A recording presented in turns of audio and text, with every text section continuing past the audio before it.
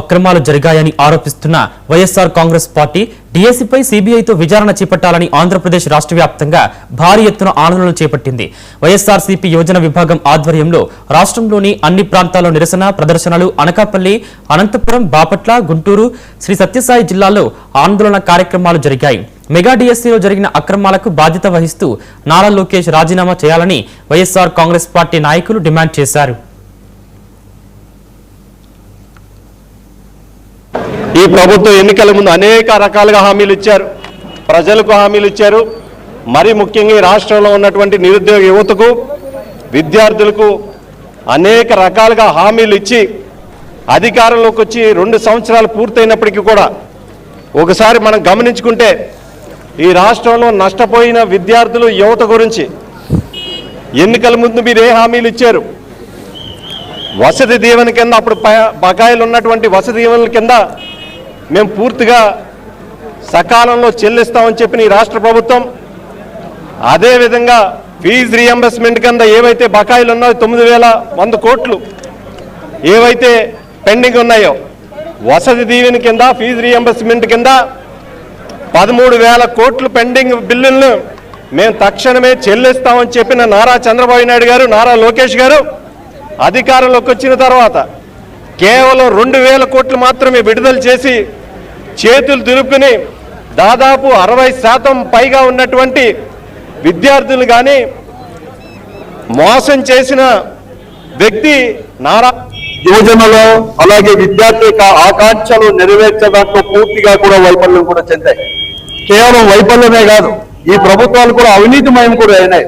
ఈ అవినీతికి వ్యతిరేకంగా, తర్వాత వైఫల్యాలకన్నీ కూడా వ్యతిరేకంగా కూడా ఈ రోజు యువత అనేది కూడా అన్రెస్ట్ అనేది కూడా ప్రారంభమవుతాయి. దేశమంతా కూడా ఎలా కూడా విజృంభించారో మనని నీట్ పరీక్షల ద్వారా కూడా నేను ఢిల్లీలో జరిగిన విషయాలు కూడా తెలుసు. అలాగే ఈ రాష్ట్రంలో కూడా మొట్టమొదటిగా సంతకం చేసిన చంద్రబాబు నాయుడు గారు సంతకం చేసిన డిఎస్సీలో కూడా ఎలా కూడా అవకతవకలు జరిగాయో, ఎలా అవినీతిమయమైనాయి కూడా అందరికీ కూడా తెలిసిన విషయమే. ఇది బహిరంగ రహస్యం కూడా.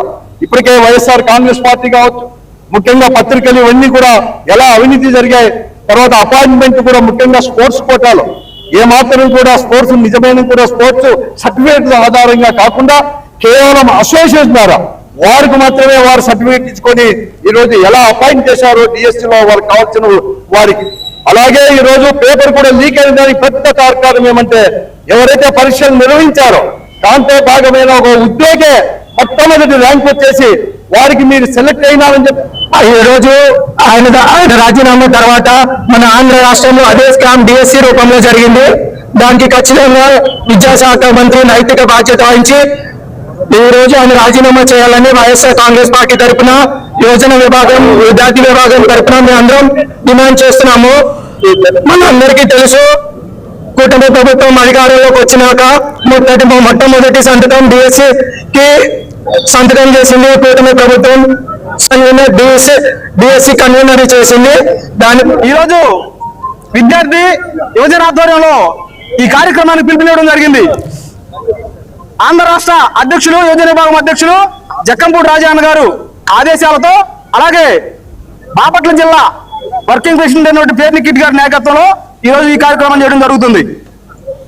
2025 డిఎస్సి జరిగిన అవకతవకల మీద విద్యాశాఖ మంత్రి లోకేష్ గారు నైతికంగా బాధ్యత వహిస్తూ ఈరోజు రాజీనామా చేయాలని చెప్పేసి మేము నిరసన చేయడం జరుగుతుంది.